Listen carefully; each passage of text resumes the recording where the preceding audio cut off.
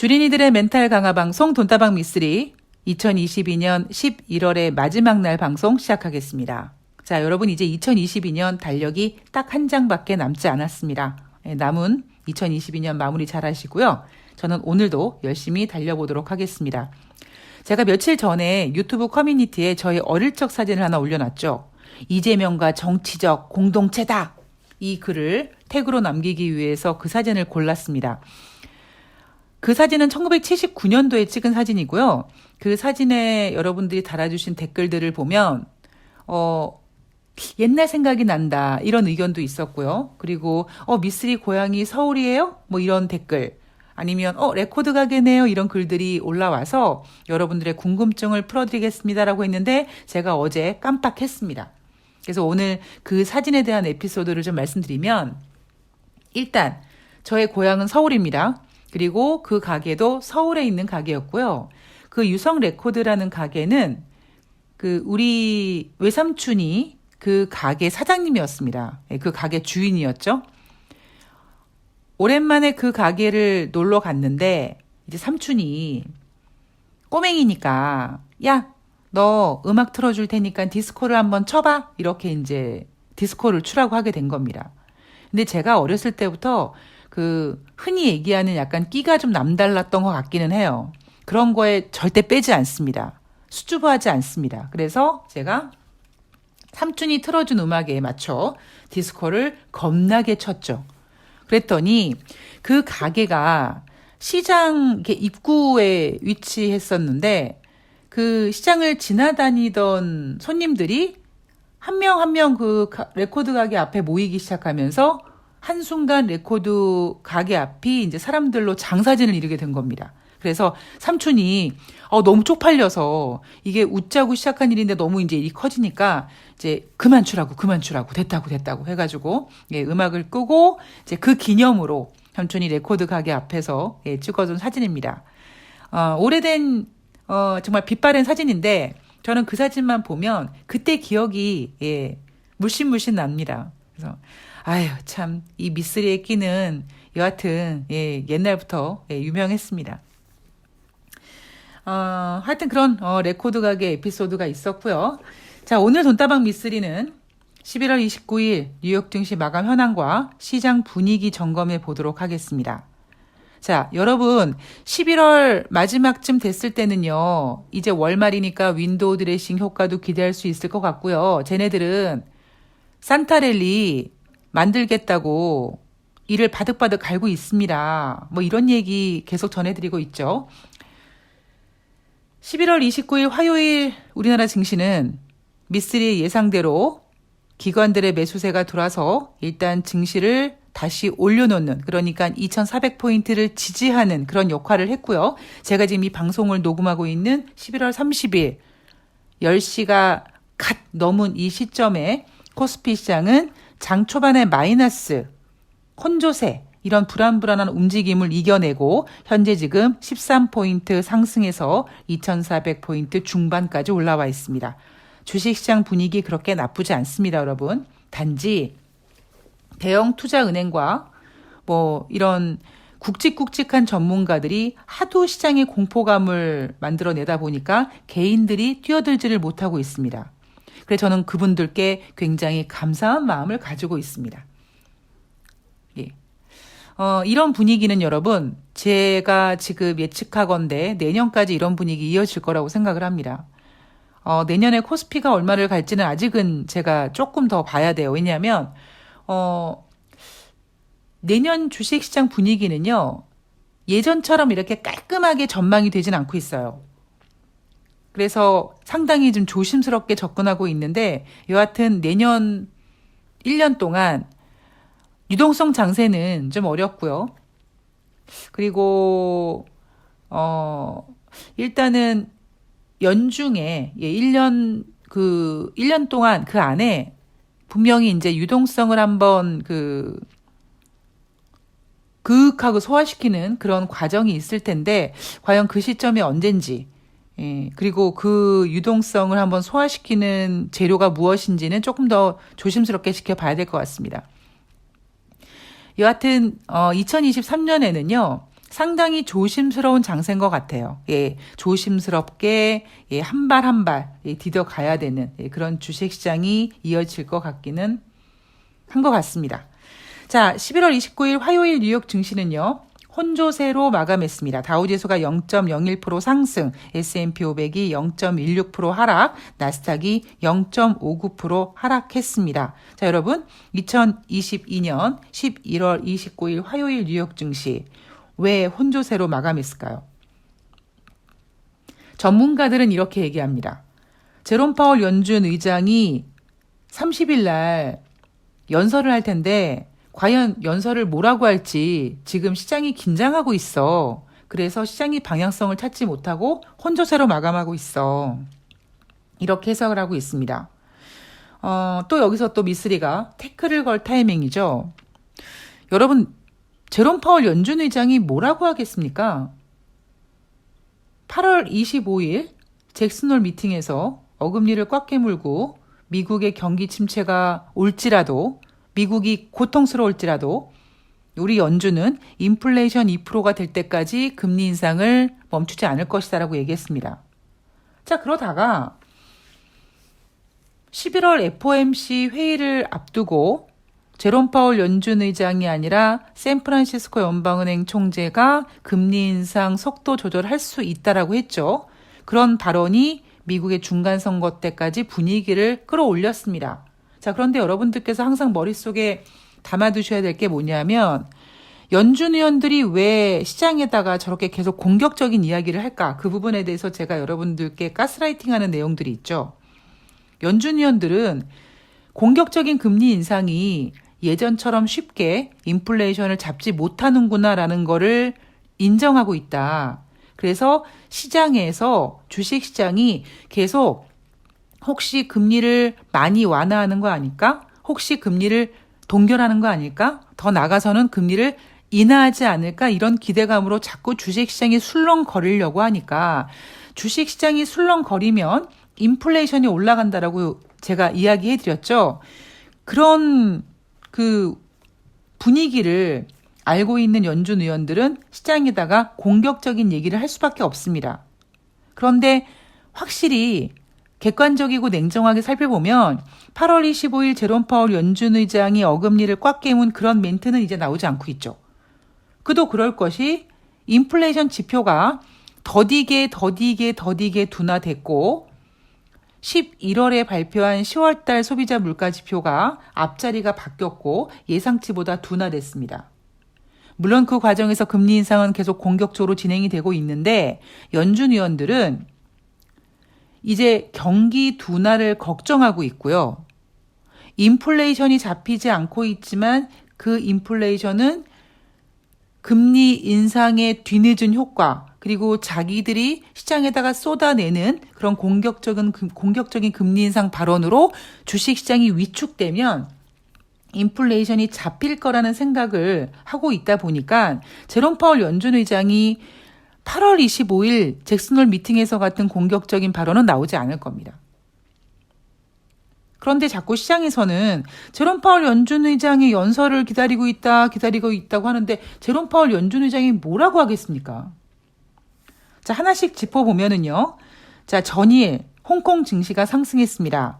코로나19 중국의 이 봉쇄 강화 이거 완화할 거야. 괜찮을 거야. 뭐 이런 분위기로 홍콩 증시가 상승했고요.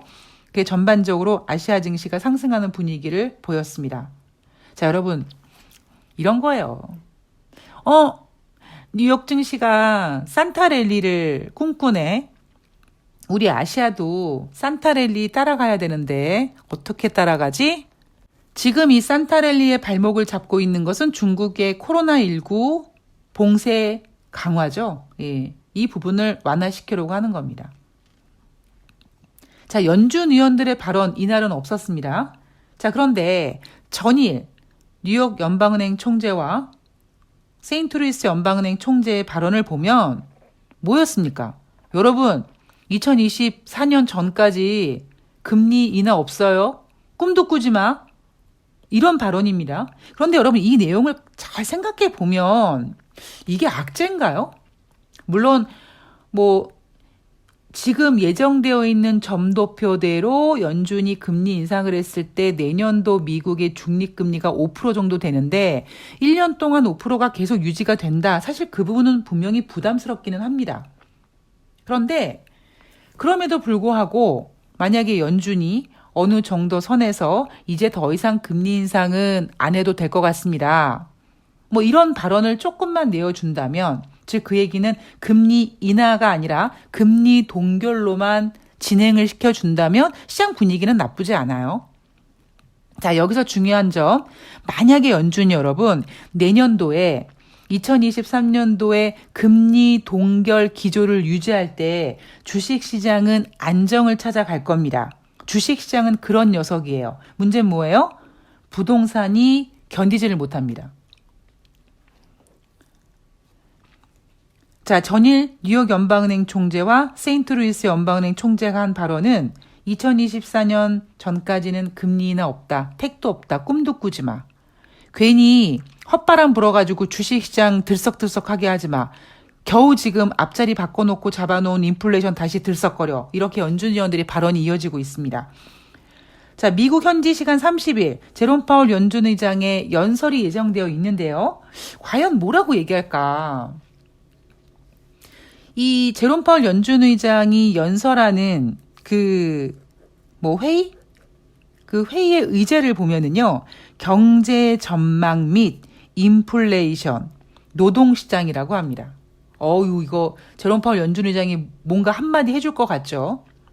경제 전망 및 인플레이션, 노동시장. 자, 제롬 파월 연준 의장이 뭐라고 얘기할까요?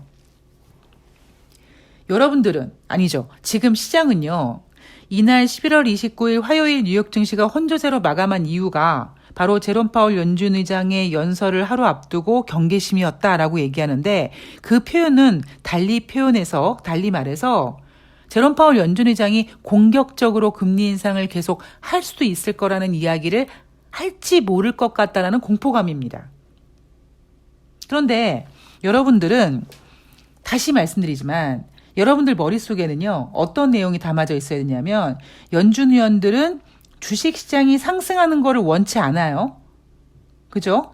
그런데 그렇다고 지금 연준 위원들이 굳이 공격적인 금리 인상을 떠벌리진 않을 겁니다. 왜냐하면 지금 연준 위원들은요, 인플레이션에 대한 걱정보다는, 인플레이션이 잡히지 않는 것에 대한 걱정보다는 이제 금리 인상이 몇 번 공격적으로 진행되면서 확연하게 둔화된 미국의 경기 둔화를 걱정하고 있습니다. 이 경기 둔화는요, 언론에서는 얘기하지 않지만 연준 회의를 앞두고 발표되는 미국의 베이지북, 그 베이지북의 경기 동향을 보면 몇몇 지역에서 경기가 둔화되고 있다라는 지표가 이미 확인이 됐습니다. 그러한 지표를 확인한 연준 위원들, 그중에 샌프란시스코 연방은행 총재가 바로 11월 달 FOMC 회의 블랙아웃 직전에 금리 속도 조절론을 얘기한 바로 그 이유입니다. 그래서 제롬 파월 연준 의장은요, 인플레이션이 둔화되는 것이 확인은 됐다. 그러나 아직 우리가 원하는 그 인플레이션 목표까지는 갈 길이 멀다. 미국의 경기는 완만하게 진행이 되지만 그래도 이대로 진행이 된다면 경기가 둔화될 수 있다. 이런 식의 발언만 할 겁니다. 11월 30일 제롬 파월 연준 의장은요, 우리가 지난번에 봤던 8월 25일 잭슨홀 미팅 때와는 좀 다른 분위기의 연설을 할 거지만, 그렇다고 시장에다가 우리 금리 인상 속도 조절할 거예요. 이제 인플레이션 잡혔어요. 괜찮아요. 이제 주식시장 막 올라요. 이런 얘기는 못합니다. 그래서 저는 제롬 파월 연준 의장의 연설을 앞두고 뉴욕 증시가 혼조세로 마감한 게 아니라 마치 9월 말 같은 느낌? 예. 개인들 가만히 있어봐, 나 산타랠리 달려갈 건데 개인들이 좀비처럼 뛰어들면 안 될 것 같아. 그런 느낌. 예. 그런 느낌인 것 같습니다. 자, 다시 말씀드리지만 산타랠리를 쟤네들이 시동을 걸지만 여러분들은 산타랠리를 탑승은 하되 안전벨트는 꼭 매셔야 됩니다, 여러분. 예, 지금 주식시장은 유동성 장세가 아니에요. 자, 그리고 이날 같은 날 30일 리사쿡 연준 이사도 연설을 합니다. 통화정책과 경제라는 제목의 연설을 하는데요. 지금 연준 이사 발언이 중요합니까? 제롬 파월 연준 의장이 더 높은 사람인데, 그래서 제롬 파월 연준 의장의 연설에 많은 집중이 되어 있다라고 합니다. 자, 만약에요. 제롬 파월 연준 의장이 시장이 걱정하고 있는 공격적인 금리 인상 계속할 거야 이런 발언보다는 이제 인플레이션이 좀 잡힌 것 같다. 그래서 금리 인상의 어떤 그 속도나 강도를 좀 조절하면서 완만하게 그 미국의 경제를 연착륙시킬 생각을 하고 있다. 이런 비스무리한 이야기만 하더라도 뉴욕 증시는 그래 산타랠리 가자 할 겁니다. 자, 이날 발표된 경제 지표 안 좋아요. 9월달 전미 주택가격지수 전월 대비 1% 하락했습니다. 3개월째 연속 하락 중입니다. 자, 근데 여러분 지금 제가 말씀드린 전미주택가격지수 몇 월달? 9월달 겁니다. 자, 그리고 9월 주택가격 상승률 8월달에 12.9%였는데 9월달에는 10.6%로 둔화됐습니다. 이제 미국의 주택가격도 정점을 찍고 꺾이고 있습니다. 자, 이런 생각을 하면서 미국 경제 지표를 보면은요, 그래? 그러면 인플레이션 지표도 이제 정점을 찍고 꺾인 거고, 미국의 주택 가격도 정점을 찍고 꺾인 거야? 그러면 미국 경기 괜찮네? 라고 안도하시면 안 된다고요. 늘 말씀드리지만, 사람이나 인간이 인생을 살아가는 그 과정 속에서, 그리고 주식시장이 매일매일 진행되는 과정 속에서 항상 긴장을 놓을 때, 안도할 때 사건은 터집니다. 여러분 금융위기 직전에 분위기 얼마나 좋았게요? 당장 제가 대우증권에 근무할 때 제가 대우증권 1999년도에 근무했거든요. 대우증권이 대한민국 증권회사에서 가장 잘 나갈 때였습니다. 제가 대우증권으로 이직하면서 대한민국 최고로 잘 나가는 증권회사 입사했다고 제가 얼마나 개자랑질을 하고 다녔는데요. 그런데 그때가 꼭지였죠. 그리고 망했습니다. 대우가. 그래서 항상 안도하는 순간 문제가 터지니까 주식하시는 분들은요. 제가 늘 말씀드리죠. 주식시장에 발을 들여놓는 순간 지옥문이 열리는 거예요. 돈을 벌든 돈을 잃든 똑같은 지옥문이 열립니다. 그래서 항상 긴장감은 놓치시면 안 됩니다. 자, 그리고 11월 소비자 신뢰지수 100.2로 7월 이후 최저치를 보이고 있습니다. 지금 뉴욕 증시에서는요. 뉴욕 증시 마감 현황에 대해서 쭉 보면 제롬 파월 연준 의장의 연설을 앞두고 혼조세고 중국의 코로나19 봉쇄 조치로 하락하고 블랙 프라이데이를 맞아서 뉴욕 증시가 어떻게 됐고 이런 식으로 미국의 경기 지표에 대한 이야기를 그렇게 하지 않습니다. 왜요? 경기 지표 이야기를 본격적으로 하는 순간 가만히 있어봐. 미국의 경제 지표 어떤데? 안 좋거든요. 미국의 경제 지표가 좋지 않으면 미국은 당장 경기 둔화, 경기 침체 이런 분위기입니다. 그런데 여러분 이런 거를 누가 가장 먼저 한다고요? 국제유가입니다. 국제유가 미쓰리가 얘기한 대로 80달러 깨지면서 막 그 사이로 왔다 갔다 하지만 전문가들이 예상했던 100달러는 못 가죠. 그리고 오펙과 오펙 플러스 회원국들이 원하는 90달러도 지금 지키지 못하고 있습니다. 거기에다가 원달러 환율도 고공행진할 때와는 달리 지금 힘이 빠지고 있어요. 그래서 경제 지표는 좋지 않다. 그리고 이런 경제 지표들은 연준 위원들도 알고 있습니다. 연준 위원들은요. 지금 인플레이션이 꺾였다라는 거를 얘기해주고 싶지만 투자자들이 흥분할까 봐 그 이야기도 조심하고 있고 미국의 경기가 둔화되고 있다는 거를 얘기하고 싶지만 경기 침체 때문에 걱정하면서 조심하고 있습니다. 굉장히 지금 연준 위원들이 입조심하고 있어요. 자, 이제 이날 오늘 밤에 미국 현지 시간으로 11월 30일 제롬 파월 연준 의장이 연설을 마치면 우리는 11월 달 고용 지표를 보게 됩니다. 제가 고용 지표 예상치 말씀드렸죠. 예상치 부진해요. 그런데 생각해 보세요. 전월 대비 부진하고 그리고 실업률도 전월과 똑같은 3.7%를 예상하고 있는데 3.7% 실업률도 그 전달에 이미 0.2% 올라간 상태입니다. 만약에 12월 2일 날 노동부가 발표하는 고용지표가 부진해요 라고 해버리면 미국 경제는 어떻게 됩니까? 경기 둔화로 걱정합니다. 그렇다면 노동이 고용지표가 그렇게 나쁘지 않아요 라고 해놓으면 시장이 어머 어떻게 연준이 더 공격적인 금리 인상을 할 거야? 이렇게 걱정할까요? 아닐걸요? 왜냐하면 이미 인플레이션이 이제 7.7%까지 내려왔기 때문에. 그리고 제롬 파월 연준 의장은 30일 연설에서 공격적인 금리 인상 이야기하지 않을 겁니다. 그냥 금리 인하는 없을 거예요 하는 정도. 즉 전일에 뉴욕 연방은행 총재와 세인트루이스 연방은행 총재 그 발언 정도만 유지를 하지 지난번처럼 막 어금니를 꽉 깨물고 막 계속 공격적인 금리 인상할 거예요. 인플레이션 2%가 안 되면 막 미국 경제를 잡아먹을 것처럼 얘기하는 그런 액션은 나오지 않을 거라는 겁니다. 그래서 제가 생각하고 있는 시나리오는 제롬 파월 연준 의장이 그냥 적당히 인플레이션은 잡혔지만 그래도 아직까지는 가야 될 길이 멀다. 대신에 어떤 그 전반적인 경기 분위기를 보면서 속도 조절은 할 건데 금리 인하는 꿈꾸지 마. 뭐 이런 신호를 주면서 시장을 안정시키고 그리고 고용지표는 분명히 부진하게 나올 거지만 뉴욕 증시에서 고용지표가 부진하지 않다고 표현하죠. 그러면서 이제 12월 산타랠리 그림 그려가면서 12월 중순에 발표되는 소비자 물가지표가 7.7%보다 크게 둔화되면 이제 지를 겁니다. 이게 지금 제가 생각하고 있는 시나리오예요. 제가 생각하고 있는 시나리오가 아니라 제가 생각하고 있는 저들의 시나리오입니다. 과연 이 시나리오가 성공할지 안 될지는 뭐 또 지켜봐야겠죠. 거기에 대한 정확한 키는 소비자 물가지표에 달려 있습니다.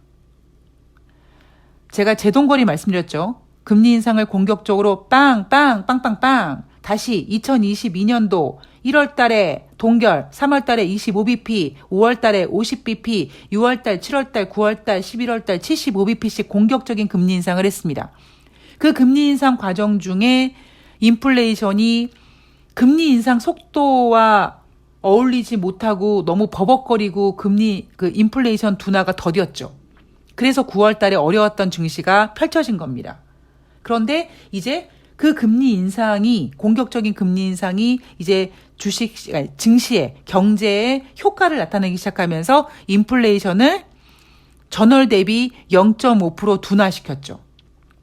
제 예상은요, 이번에 12월 중순에 발표하는 11월 소비자 물가지표는 이 낙폭이 0.5보다도 더 클 수도 있지 않을까.